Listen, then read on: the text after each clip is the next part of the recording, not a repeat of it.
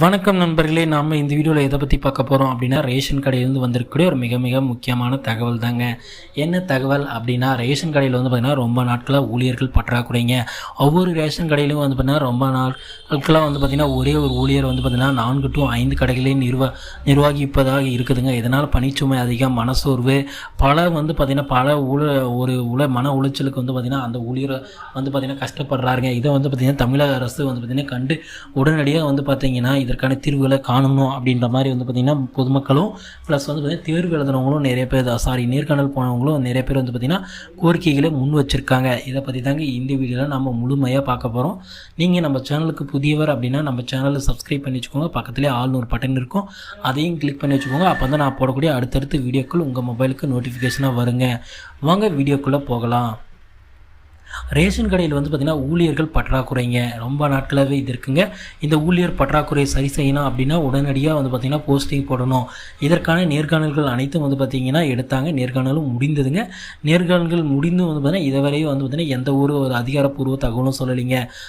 ஆனாலும் வந்து பார்த்திங்கன்னா அமைச்சர் என்ன சொல்லியிருந்தார் அப்படின்னா, கால தாமதத்திற்கு மிகவும் வருந்துகிறோம், மிக விரைவில் இதற்கான அறிவிப்புகள் வந்து பார்த்திங்கன்னா வெளியாகும், உடனடி பணி நியமனம் இருக்கும் அப்படின்ற மாதிரி சொல்லியிருந்தாருங்க. ஆனால் இதுவரை வந்து பார்த்திங்கன்னா எந்த ஒரு அறிவிப்புமே வரலைங்க.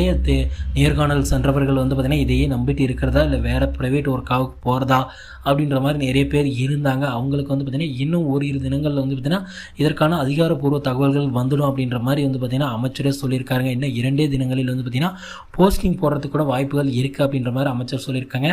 ஆனால் அதையும் கேட்க முடியாத ஒரு சில நண்பர்கள் வந்து பார்த்திங்கன்னா நேர்காணல் சென்றவர்கள் இந்த ஆத்திரத்தை எதில் காட்டுவது என்று தெரியாமல் என்ன செய்கிறார்கள் என்றால், உடனடியாக வந்து பார்த்திங்கன்னா இந்த ஆட்சியில் வந்து பார்த்திங்கன்னா 2024 தான் போஸ்டிங் போடுவார்கள். தற்பொழுது வந்து பார்த்திங்கன்னா எந்த ஒரு வேக்கன்சியும் போட மாட்டார்கள் அப்படின்ற மாதிரி வந்து பார்த்திங்கன்னா ஒரு பொருளையே கிளப்பிட்டு இருக்காங்க. இது வந்து பார்த்திங்கன்னா மிக மிக தவறான ஒரு செயல் ஆகுங்க. 2024 தான் போஸ்டிங் போடுவாங்க, அது வரைக்கும் போஸ்டிங் எல்லாம் போட மாட்டாங்க அப்படின்ற மாதிரி வந்து பார்த்திங்கன்னா தவறுதலான ஒரு செய்தியை வந்து பார்த்திங்கன்னா ஃபேக் நியூஸை வந்து பார்த்திங்கன்னா பரப்பிட்டு இருக்காங்க. இதனால் வந்து பார்த்திங்கன்னா நேர்காணல் சென்ற ஆதரவற்றோர் சிலர் வந்து பார்த்திங்கன்னா என்னங்க இப்படி பண்ணுறாங்க, நம்ம அதையே நம்பிட்டு இருந்தோம், ஆனால் தற்பொழுது இப்படி செஞ்சுட்டாங்களே அப்படின்ற மாதிரி வந்து பார்த்திங்கன்னா நிறைய நண்பர்கள் வருத்தத்தோடு இருக்காங்க. அந்த வருத்தம் அடைகிற நண்பர்களுக்காகவே பிரத்யேகமாக தயாரிக்கப்பட்ட வீடியோ தாங்க இது.